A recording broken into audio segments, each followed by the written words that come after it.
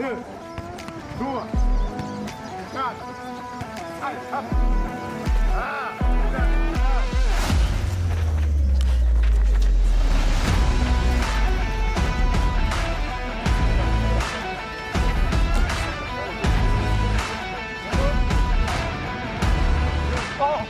c'est un joueur complet.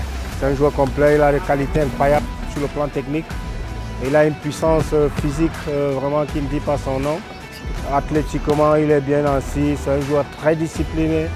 À l'entraînement, il s'entraîne comme s'il était en train de faire sa DNS et en entraînement. Donc c'est un joueur que j'ai adoré beaucoup travailler avec. Et son parcours parle de lui-même. Vous voyez, vous savez, si quelqu'un était 2 fois champion à la Ligue des Champions avec l'Espérance de Tunis, il a joué au Qatar, il joue en Arabie Saoudite. Un ancien lion indomptable. Pour moi, c'est toujours un lion parce que oui, il n'a pas pris sa retraite et avoir ses qualités. Moi, je crois qu'il a, n'est-ce pas, le potentiel pour pouvoir jouer dans cette équipe nationale. C'est pourquoi, moi, je dis, aujourd'hui, on doit, n'est-ce pas, ouvrir les portes d'une manière aussi très grande pour repérer vraiment ces enfants qui ont la qualité, qui peuvent servir notre équipe nationale. Je crois que Franck fait partie de ceux-là, à son poste où il joue. Et je crois qu'il peut vraiment beaucoup nous aider. C'est un joueur incroyable. Déjà sur le plan mental, psychologique, il est costaud. Sur le plan du travail, il n'a plus rien à dire. Et je suis vraiment très ému d'avoir un joueur comme ça à côté de moi, où je découvre personnellement ses qualités individuelles en travaillant avec lui. Et je crois que Franck est vraiment un joueur qui pourra vraiment beaucoup aider le football camerounais encore. Et je lui souhaite vraiment un avenir meilleur, parce qu'il a encore beaucoup d'années, n'est-ce pas, à pouvoir servir au football.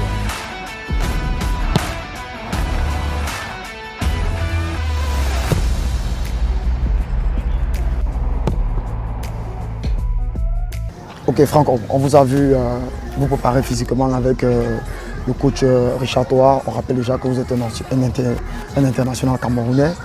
Ce qu'on aimerait savoir, c'est déjà qu'est-ce qui vous a motivé à vouloir faire une carrière dans le football? Ce qui m'a vraiment motivé, ce sont des joueurs comme le grand papa Roger Mila, le grand Samuel. Ils nous ont tellement fait rêver que j'ai décidé de faire comme eux. Malheureusement, on ne joue pas même poste. Bon, c'est ça le métier. Pour dire un peu, ce sont deux légendes qui sont vraiment d'un niveau incroyable. On rappelle que vous avez un passé assez glorieux avec beaucoup de titres gagnés. 2 fois vainqueur de la Ligue des Champions CAF, 3 fois champion de Tunisie, 3 fois vainqueur de la Coupe, 1 fois vainqueur de la Super League. Déjà, pourquoi n'avons pas choisi beaucoup d'autres pays hormis de l'Afrique? Parce qu'on rappelle, vous avez juste fait un seul tour du côté de l'Allemagne. Vous avez évolué en Afrique et vous évoluez aussi du côté du Qatar. Bon, effectivement, quand je suis allé professionnel du côté de l'Espérance de Tunis, mon rêve était de jouer en Europe, comme tout jeune footballeur. Ouais, exactement. Et je ne me rendais pas compte que le football c'est un métier. Pour moi, je jouais pour faire comme football aux gens, exhibition. mais sans savoir que c'est mon boulot. J'ai une famille à nourrir, gagner ma vie. Et c'est vrai, je suis allé en Allemagne bien après. Il y a des choses que je ne pourrais pas dire ici. C'est le monde purement professionnel. Mais cela ne s'est pas fait comme vous l'espériez en fait. J'espérais surtout financièrement. Et au sortir de là, j'ai eu des offres à l'Espérance de Tunis qui me donnaient ce que je gagnais en Allemagne. Plus que ce que je gagnais en Allemagne. Et les gens se sont dit mais pourquoi ils ne disent pas? Mais effectivement parce que je me suis rendu compte que le football c'est mon métier. Et il faut gagner sa vie aussi. Par la grâce de Dieu, en 2 ans, j'ai tout remporté, 2 fois Champions League, la Coupe et tout. Et je suis allé du côté du Qatar.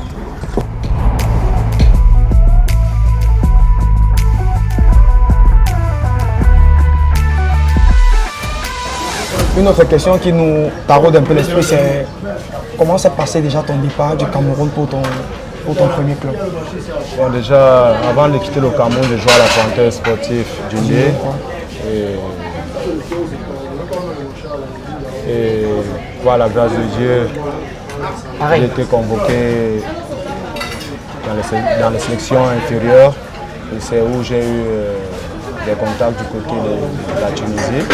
Bien après la Coupe du Monde junior, moins de 20 ans. Vous étiez finaliste? Ouais, non, c'était la Coupe d'Afrique. La Coupe d'Afrique, vous êtes finaliste de la Coupe d'Afrique. Et après on s'est qualifié pour la Coupe du Monde en Colombie. de moins de 20 ans. C'est au sortir de là que les dirigeants de l'Espérance, de l'Étoile du Sahel, nous contactent et j'y vais.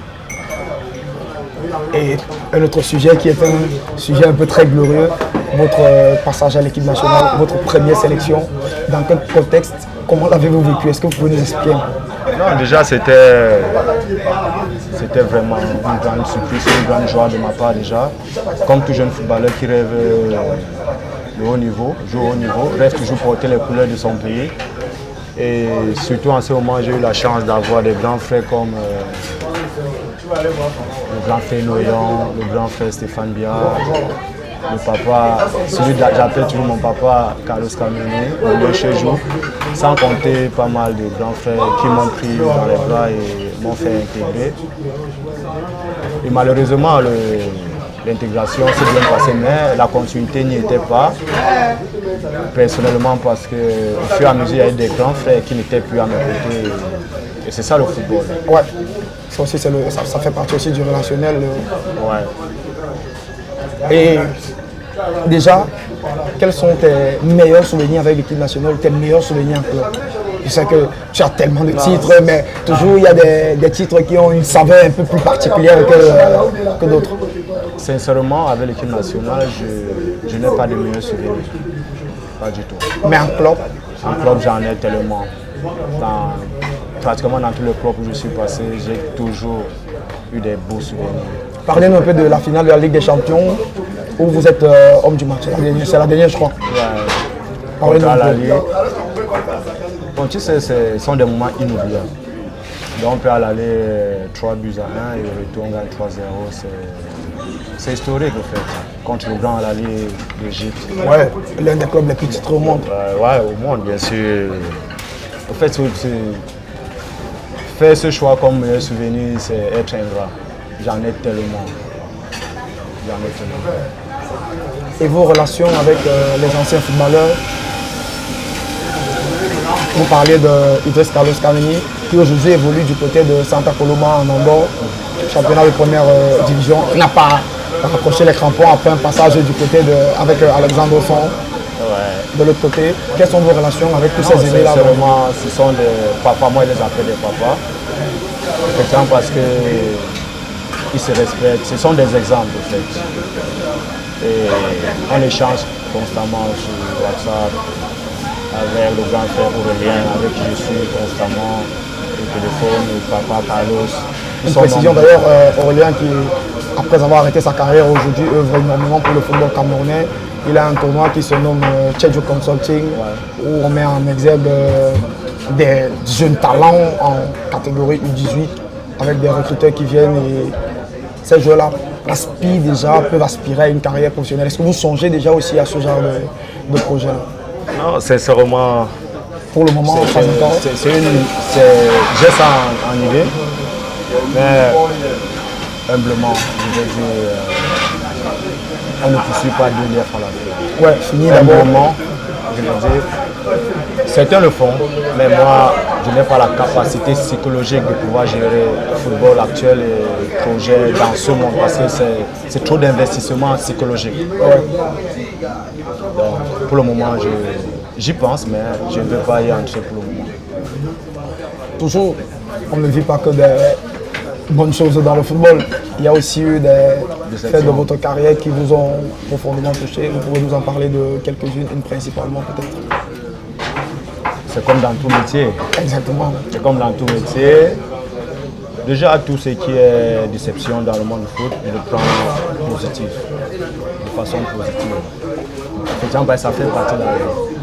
La vie est faite pour des coups. Je suis positif. Pour moi, je n'ai pas eu de déception. Je n'ai pas encore eu de déception. J'aime ma philosophie de la vie. Le football, c'est beau, mais ça fait partie de la vie courante. Donc, je rends grâce à Dieu. Merci. On va vous poser une dernière question pour sortir définitivement du sujet. Et comment réussissez-vous à allier votre vie familiale et votre vie sportive? Parce qu'évidemment, vous êtes chef de famille, ça il faut le préciser, mais ce n'est pas évident entre les voyages, vous n'êtes pas sur place au Cameroun. Est-ce que vous voyagez avec, vous signez des contrats ou vos familles sont incluses, vous restez avec vos familles ou vos familles sont ici et vous les rendez juste... Tu sais, en ce qui concerne ma vie de famille, c'est personnel. C'est personnel, c'est privé. On va peut dire dans la grande famille en général. J'ai mes tontons, j'ai mes grands frères, et puis me facilite la tâche dans la gestion de beaucoup de choses, des projets, tout ce qui va avec. Merci Franco. C'était moi de vous remercier beaucoup. D'accord, merci. C'était un réel plaisir de vous avoir dans notre émission à la rencontre. On espère que vous serez content du rendu, bien évidemment, et on vous souhaite beaucoup de bonnes choses pour la suite de votre carrière. Merci.